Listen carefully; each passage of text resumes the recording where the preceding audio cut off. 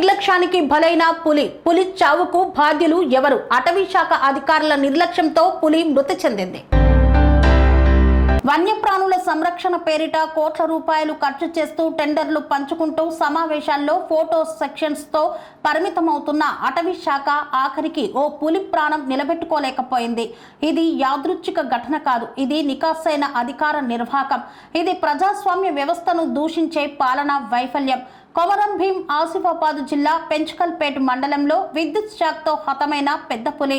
ఈ ఘటనలో 4 వేటగాళ్లను పట్టుకున్నామంటూ project tiger field director Shantaram, జిల్లా అటవీ అధికారి నీరజ్ టీబ్రేవాల్ కాగజ్ నగర్ లో విలేకరుల సమావేశంలో చెప్పిన మాటలు ప్రజలతో ఆటలాడడమే. రిజర్వ్ ఫారెస్ట్ లో విద్యుత్ లైన్ వేసిన విద్యుత్ శాఖపై ఎందుకు క్రిమినల్ కేసులు నమోదు చేయలేదు?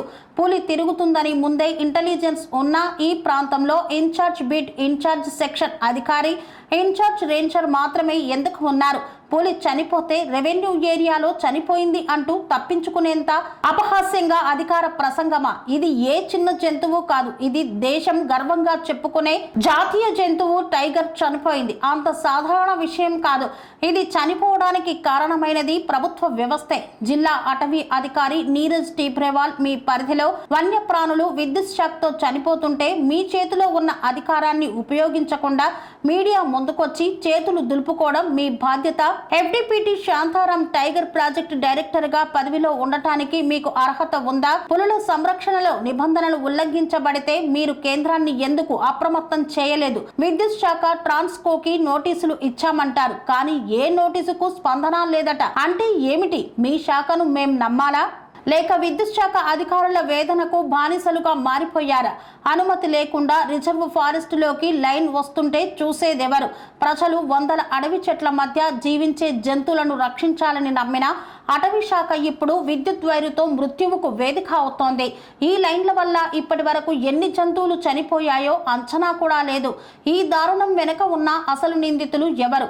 కర్తవ్యాన్ని విస్మరించిన శాంతారాం, నీరజ్ టీబ్రేవాల్, ట్రాన్స్కో అధికారులు, వీరి చేతుల్లో ప్రజాధనం, ప్రజల విశ్వాసం నాశనమవుతోంది. ఈ ప్రాంతాన్ని టైగర్ కారిడార్ గా గుర్తించి వన్యప్రాణుల సంరక్షణ కోసం ప్రత్యేక చర్యలు తీసుకోవాల్సింది ఎవరు? ఎఫ్డిపిటి శాంతారాం ఎందుకు మౌనంగా ఉన్నారు? జిల్లాలో 300 కిలోమీటర్ల రిజర్వ్ ఫారెస్ట్ గుండా విద్యుత్ లైన్ ఉన్నా స్పందించని నీరజ్ ఎందుకు పదవిలోనే ఉన్నారు? మిగతా నిందితులను అరెస్టు చేయడంలో ఆలస్యం ఎందుకు? ఒక పులి చనిపోవడం ఒక్కసారి అనిపించవచ్చు, కానీ ప్రతిరోజు నిందితులుగా ఉన్న అధికారులను చూస్తూ జీవించాల్సి రావడం ప్రజలకు శాపమే. ఇప్పుడు ప్రజల డిమాండ్ స్పష్టం. శాంతారాం, నీరజ్ టీబ్రేవాళ్లను సస్పెండ్ చేయాలి. విద్యుత్ శాఖపై క్రిమినల్ కేసులు నమోదు చేయాలి. పూర్తి స్థాయి ప్రత్యేక దర్యాప్తు కమిటీ ఏర్పాటు చేయాలి. ఇన్ఛార్జ్ అధికారులతో నడుస్తున్న రేంజ్లలో తక్షణ భర్తీ చేపట్టాలి. టైగర్ కారిడార్లకు ప్రత్యేక గౌరవం 24/7 మానిటరింగ్ చేయాలి. స్వామి బోధానంద గోసేవ ఆశ్రమం, సైథాపూర్. జ్యోతిష్యం, వాస్తుశాస్త్రం మన పూర్వీకులు మనకిచ్చిన వరం.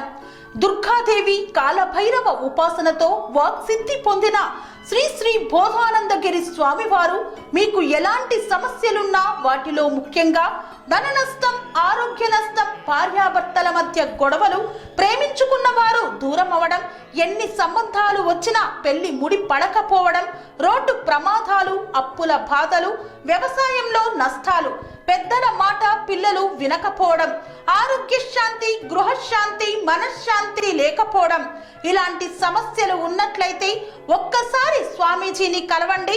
మీ సమస్యలకు తగిన పరిష్కారాన్ని పొందండి. అంతేకాక అన్ని రకాల వ్యాధులకు గోపంచకవ్య మరియు మూలికా వైద్యం చేయబడును. నమ్మకంతో రండి, ఆయురారోగ్యాలతో వర్ధిల్లండి. మా అడ్రస్ స్వామి బోధానంద గోసేవ ఆశ్రమం, సైథాపూర్, వీరభద్రస్వామి గుడి దగ్గర, యాదగిరిగుట్ట.